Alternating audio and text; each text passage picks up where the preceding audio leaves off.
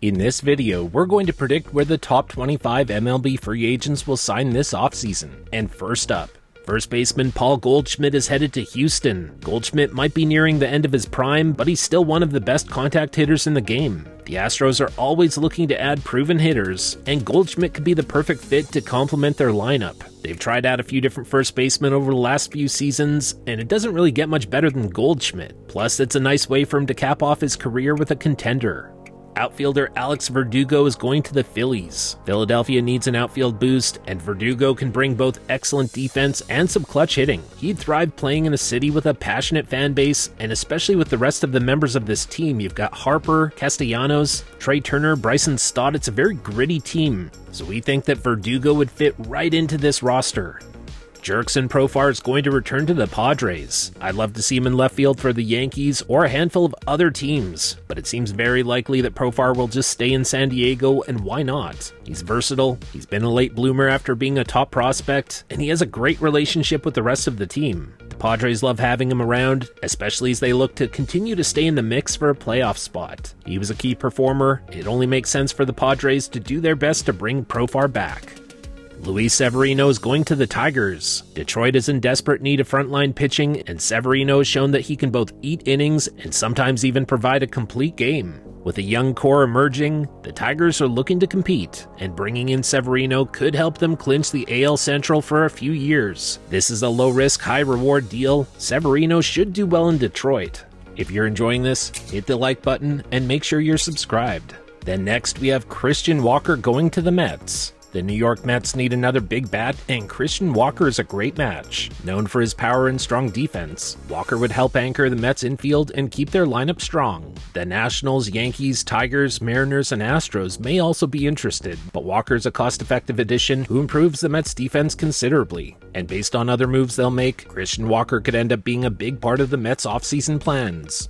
Starting pitcher Nick Pivetta, he's going to the LA Dodgers. Pivetta has shown flashes of brilliance, and the Dodgers are the kind of team that can unlock his full potential. With their track record of turning pitchers into stars, Pivetta could really thrive in LA. They're going to need a little bit more depth in their rotation, and his ability to strike out batters fits perfectly with the Dodgers' philosophy. Plus, there's also the appeal of being part of one of the most dynamic organizations in baseball. This could end up being a key signing for the Dodgers. Sean Manaea is going to sign with the Rangers. The Rangers are on the hunt for starting pitching after losing 3 of their starting pitchers this offseason, and Manaea is looking to continue his resurgence after some inconsistent years. Texas has the cash and the need, and Manaea's lefty arm is exactly what they need for their rotation, alongside some of their promising young arms like Jack Leiter and Kumar Rocker. Plus, there's also a guy named Jacob deGrom who's hanging around. With a solid lineup backing him, Manaea could thrive in Arlington, pushing the Rangers deeper into playoff contention. Japanese starting pitcher Tomoyuki Sugano will go to the Cubs. With a solid track record in Japan behind him, he brings a unique flair to the mound. He is 35, but the Cubs need consistency in their rotation. There should be a handful of teams looking to get Sugano. He could go to the Padres or the Giants, but we see him going to the Cubs. Max Scherzer is going to the Baltimore Orioles. Scherzer to the Orioles? Yeah, it does sound wild, but hear me out. At 41 years old, Scherzer is now in the twilight of his career, but he's still got the fire to compete at the highest level. So he's going to be looking for an opportunity because there's not that much time left in his career. If the O's are serious about making a postseason run, as it looks like they are, then ownership should be willing to spend on a seasoned veteran like Scherzer, who could provide not only solid innings, but also some important mentorship for their young rotation. His experience and competitiveness are priceless, especially in high-pressure situations. So we see Max Scherzer doing something completely out of the box here and going to a top contender like the Orioles. Justin Verlander is headed back to the Tigers. That's right, the prodigal son returns. Justin Verlander should head back to Detroit. With his career winding down and the Tigers rebuilding, this could be a match made in heaven. Just imagine the excitement in Detroit as Verlander, a franchise legend and a future Hall of Famer, comes back to mentor young arms while still bringing his fierce competitiveness to the mound. This reunion could help him go out on a high note while providing invaluable experience to a new generation of pitchers. Plus, the Tigers are looking to get back into relevance, and bringing Verlander back would reignite fan interest in a big way and bring some nostalgia back to the ballpark. Yusei Kikuchi is going to return to the Houston Astros. Kikuchi's revival in Houston was no fluke, and the Astros are smart to keep him around. After trading a treasure trove of prospects to acquire him at the trade deadline, they'll want to reap the rewards of his dominant performance down the stretch. His ability to mix pitches and be effective against lefties makes him a valuable asset for the Astros. Plus, the team's commitment to analytics means they'll find ways to maximize his potential. They've already proven that they can do that. So keeping Kikuchi is a no-brainer if they want to maintain their competitive edge in a more competitive AL West. Shane Bieber is headed to the LA Angels. This would be a sign that the Angels are serious about turning things around. Whether that can actually happen, well, that remains to be seen. But Bieber brings ace-like stuff and would be a tremendous addition to a rotation that desperately needs stability. Now, he could look for a one-year deal to rebuild his value, but he's only getting older, and the Angels are only getting more desperate. So if there's a team out there that's willing to shell out several years for Bieber, the Angels are definitely at the top of that list. Their playoff hopes have been dashed by unreliable pitching far too many times, and Bieber's experience and poise on the mound could make a major difference here. Not saying that it would actually help the Angels win, but I can definitely see the Angels convincing themselves that Bieber is the answer. If you're enjoying this, hit the like button and make sure you're subscribed. Second baseman Gleyber Torres is headed to the Mariners. How perfect is this? Torres to the Mariners has new era vibes. Seattle is right on the edge of becoming a powerhouse in the AL, but they're missing some key components. And a versatile infielder like Torres would solidify their middle infield. They've been looking for a long-term second baseman for a while, ever since Robinson Cano left. Gleyber's hit-first approach and knack for driving the ball, giving them a solid bat at the top of their lineup to set the plate for Julio Rodriguez and the other young talent. The Mariners' interest is likely strong given that they need a second baseman with pop. The Jorge Polanco experiment failed, but the Mariners' window to compete is right now, so they gotta jump on this. Potential suitors like the Yankees, Blue Jays, Giants, and Red Sox would also be good fits, but the Mariners' urgency here to secure a long-term piece at second base could give them the edge.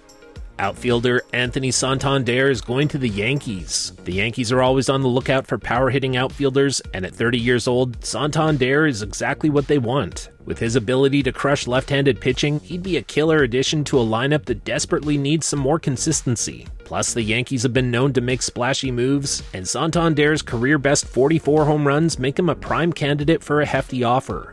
Outfielder Teoscar Hernandez will sign with the Red Sox. The Red Sox need a big bat, and Teoscar Hernandez is the answer. Known for his power and his ability to hit in clutch moments, Hernandez would be a dream come true in Fenway Park. With his right-handed bat, Hernandez can take advantage of the green monster and deliver consistent production in the middle of Boston's lineup.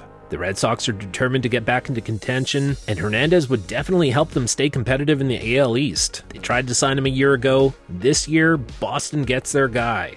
Starting pitcher Jack Flaherty is going to the New York Mets. Sign us up for this. Flaherty's got the potential to be a frontline starter, and the Mets desperately need some arms to pair with Kodai Senga at the top of their rotation. After a rocky period with some injuries, Flaherty is now back on track. With the Mets looking to make a serious playoff push, adding Flaherty would provide a significant boost. One can only imagine what the Mets might have done if Flaherty was on their team this past year. He's got that fire and competitiveness that could light a spark in a rotation that's been very inconsistent. If he can stay healthy, he could be a key piece in the Mets' quest for a championship.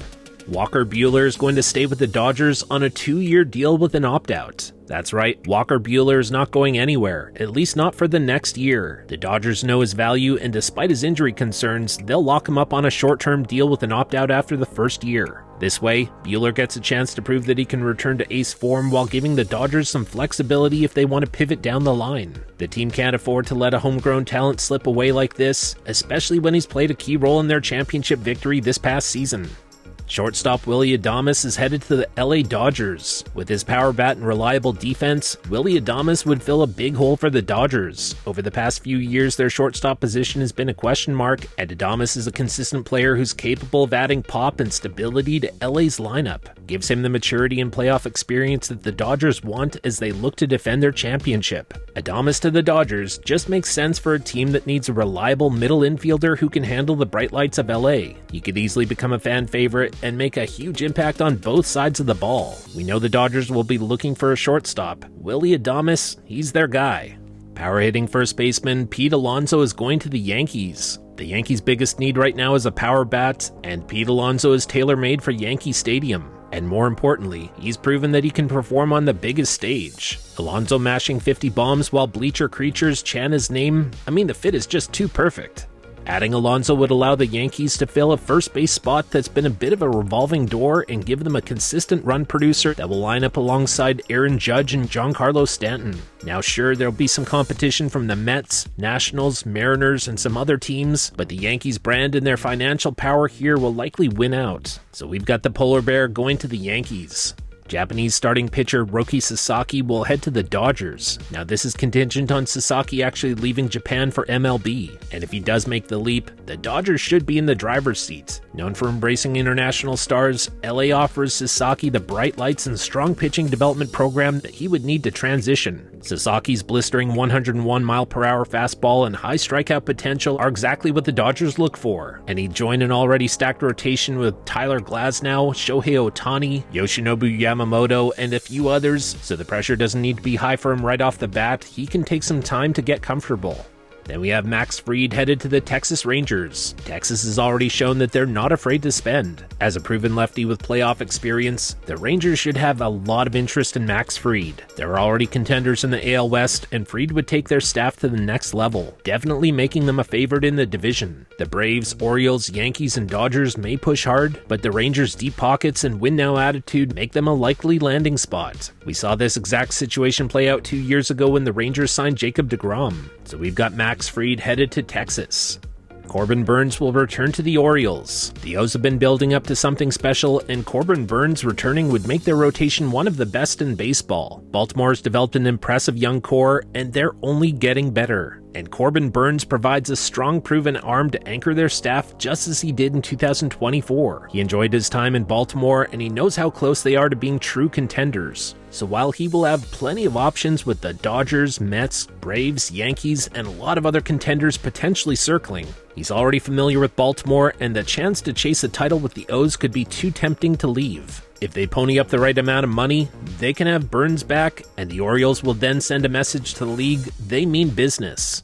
Ace pitcher Blake Snell will head to the Yankees. Snell is one of the best lefties in the game, and he would instantly boost the Yankees' rotation that's been plagued by injuries and inconsistency. A multiple Cy Young winning left-hander is exactly the kind of addition the Yankees need if they want to compete with the powerhouse teams in the American League. This will give the Yankees Garrett Cole, Blake Snell, and Carlos Rodon at the top of their rotation. So adding Snell would give the Yankees a big-game pitcher who can dominate in October, a necessary piece if they're serious about breaking their World Series drought. While the Giants would love to keep him, and a lot of other teams are going to be in the mix, Blake Snell was vocal last year about wanting to join the Yankees, and now they need him more than he needs them. Blake Snell in pinstripes just feels right for the Yankees. If you're enjoying this, hit the like button and make sure you're subscribed.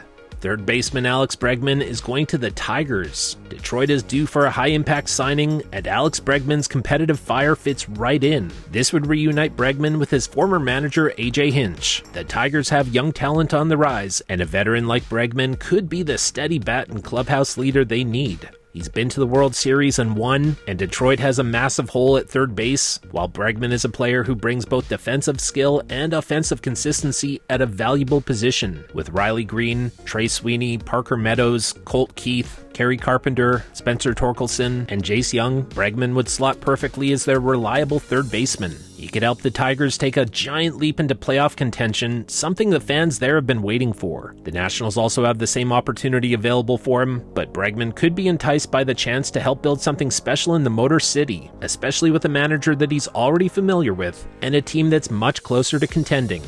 Then finally, superstar Juan Soto is headed to the New York Mets. It's time for the Mets to make a giant move in free agency, and they're ready to go all in for Juan Soto. This franchise has the resources, and after some uneven seasons, they'll look to add the superstar bat that they've been missing. Soto's mix of power and on-base dominance would turn Citi Field into a nightly home run derby. The Mets have been subtly rebuilding over the last 2 years, shipping out veterans for some young talent, and they surprised this year in the playoffs, where no one expected them to be. The Mets owner Steve Cohen is not afraid to spend on star power, and Soto is exactly the kind of 26-year-old cornerstone that Cohen craves. He's missed out on some other top free agents. He's not going to be beat again. The Yankees, Dodgers, and Nationals are expected to make a very hard push for Soto, along with all of the top contenders. But Soto to the Mets is the kind of move that the Mets have been waiting to make, and they purposely cleared off a lot of payroll over the last year for this exact move. So Juan Soto to the Mets makes so much sense right now, and they're going to try to outbid every other team.